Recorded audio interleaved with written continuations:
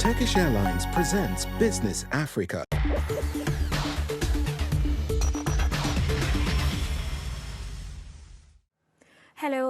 Bonjour et bienvenue dans Business Africa, je suis Afolake Oyinloye.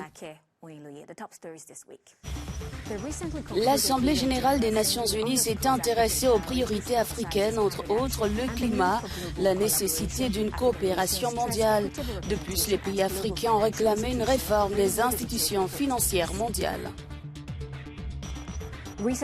Les récentes inondations en Libye ont un impact économique important. Les efforts de reconstruction se concentrent sur les défis socio-économiques. Malgré cela, la Libye, cet important producteur de pétrole, voit des signes de reprise économique. Le Cameroun fait un pas remarquable vers l'énergie durable. Des centrales solaires de 30 MW illuminent le nord après des décennies dans l'obscurité. Un soulagement pour les communautés locales.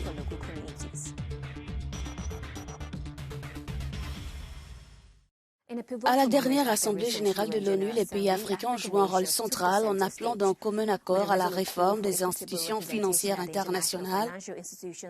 Ils ont également souligné l'urgence de s'attaquer non seulement au changement climatique, mais aussi à la faim, à la pauvreté et à la dette. Cette année, l'Assemblée générale des Nations unies a mis en lumière les priorités africaines en insistant sur l'action climatique, l'allègement de la dette et la nécessité d'une action collective. Les nations africaines, elles, ont souligné l'importance d'une représentation équitable au sein des institutions financières internationales, telles que le FMI et la Banque mondiale, afin de lutter non seulement contre le changement climatique, mais aussi contre la faim, la pauvreté et le surendettement. Les défis à relever sont nombreux. La pandémie de Covid-19 a entraîné la première augmentation de la pauvreté dans le monde depuis des générations. Parallèlement, la crise climatique s'intensifie, tandis que la dette pèse sur les pays africains, entravant les investissements dans le développement durable. Il est choquant de constater que les nations africaines paient une prime de 500% sur la dette commerciale par rapport aux emprunts auprès de la Banque mondiale, ce qui nécessite des réformes urgentes. Alors que l'Assemblée générale des Nations unies a été le théâtre de nombreux appels à l'action, les experts plaident en faveur d'un plan global, allouant 2% du PIB mondial aux emplois verts et aux énergies renouvelables, à l'image des dépenses mondiales en matière de défense. En Afrique, les efforts visant à élaborer des positions panafricaines sur la réforme de la Banque mondiale prennent de l'ampleur, soutenus par l'agenda 2063 de l'Union africaine.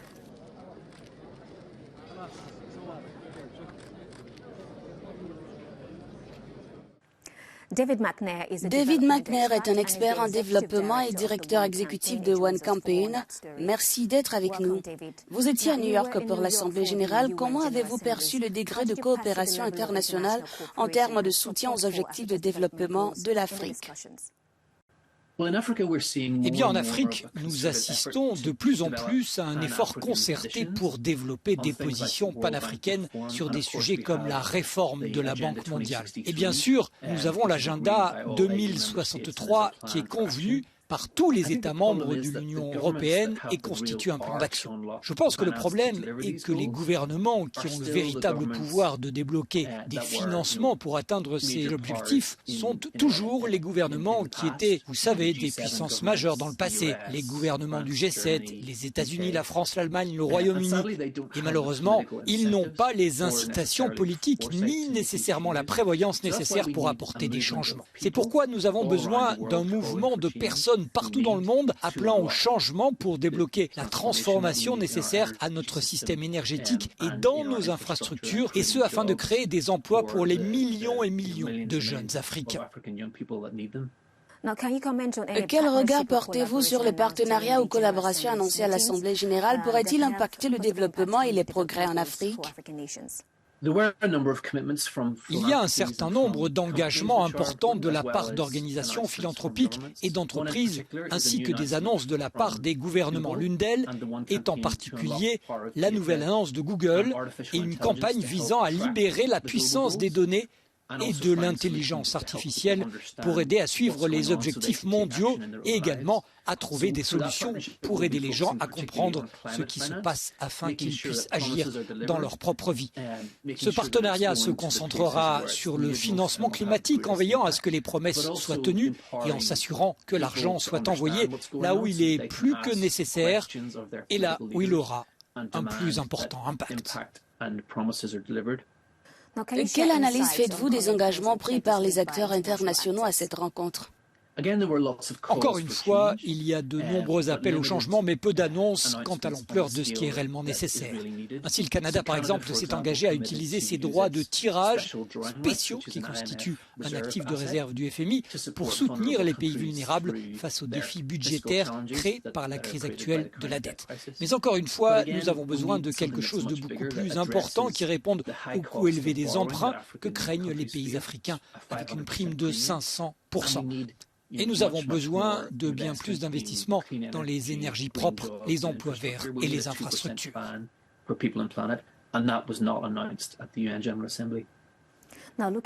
Quelles sont les perspectives de développement pour l'Afrique, mais aussi les impacts de cette Assemblée générale de l'ONU pour le continent dans les années à venir? Écoutez, le potentiel de l'Afrique est énorme. Le sommet africain sur le climat organisé par le président Ruto en septembre a montré que l'Afrique a des solutions climatiques à offrir au monde entier. Elle possède 70% du potentiel solaire mondial, elle contient des minéraux essentiels à la transition énergétique, ses forêts absorbent plus de carbone que l'atmosphère de l'Amazonie, mais sans un investissement à faible coût et à l'échelle nécessaire, ce potentiel ne pourra tout simplement pas se réaliser car les investisseurs qui ont besoin d'intervenir n'obtiennent tout simplement pas les rendements dont ils ont besoin. Nous devons donc débloquer cette réforme de la Banque mondiale et mettre en œuvre ce plan de 2% pour les populations et la planète. David McNair, merci.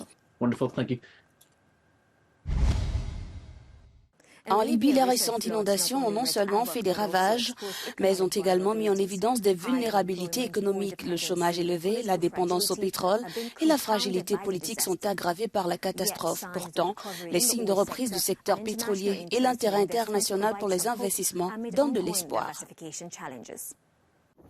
Les récentes inondations en Libye suscitent des inquiétudes. Elles exacerbent les défis existants, notamment un chômage élevé, une dépendance excessive au pétrole, une fragmentation politique et une réelle instabilité sécuritaire. Les inondations ont et auront bien évidemment un impact négatif sur l'économie, détournant l'attention sur les efforts de sauvetage et d'aide. Les agences humanitaires réclament 71,4 milliards de dollars d'aide pour 250 000 personnes. La Libye, membre de l'OPEP, cherche donc à augmenter sa production pétrolière, synonyme d'aide à la reprise économique. Avec une croissance évaluée à 17,3% du PIB en 2023 après une contraction de 12,8% en 2022, le pétrole domine l'économie libyenne, constituant 95% des exportations et des recettes publiques, et ses installations pétrolières ont résisté aux inondations. Les géants pétroliers internationaux comme Eni et Total envisagent d'investir dans le pays, alors qu'ils visent 1,3 million de barils par jour d'ici à la fin de l'année et 2 millions de barils par jour d'ici 2027. On l'aura compris, les experts préfèrent rester prudents. Les défis du pays restent colossaux, notamment dans la diversification de son économie.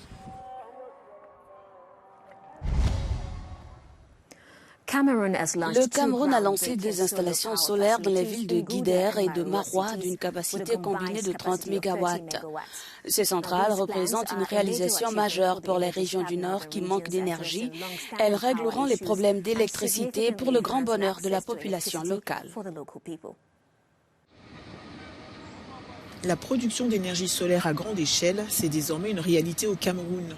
Le pays a inauguré et mis en service 2 centrales solaires photovoltaïques, les plus grandes installations du genre, l'une dans la ville de Guider et la principale à Maroua, dans les régions nord et extrême nord du pays.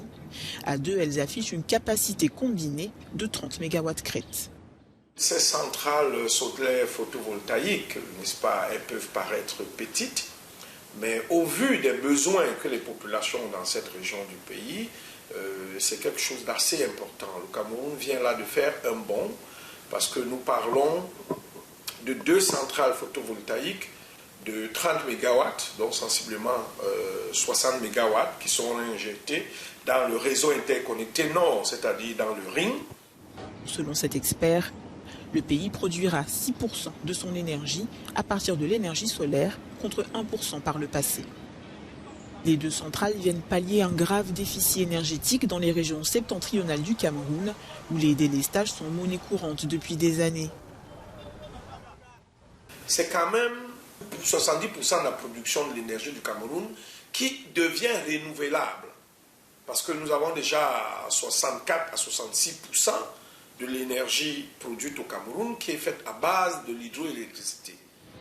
D'après le ministre de l'Énergie, depuis la mise en service de ces centrales, le Cameroun a déjà réalisé une économie de 18 milliards de francs CFA. Mieux encore, selon Eneo, l'entreprise qui assure le service public de l'électricité au Cameroun, les deux parcs permettront de réduire les coûts de production, jusqu'alors très élevés, à cause de l'usage des centrales thermiques, en plus de contribuer à lutter contre le changement climatique. C'est donc une bouffée d'oxygène pour les régions du Nord, de l'Adamaoua et de l'extrême Nord, qui ont vu leurs ressources aquatiques tarir ces dernières années, notamment à cause de la baisse drastique du niveau des eaux dans le barrage de Lagdo.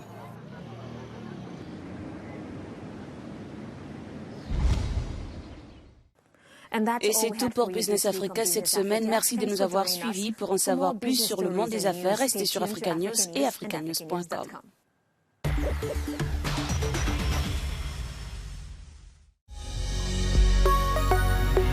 Business Africa was presented by Turkish Airlines.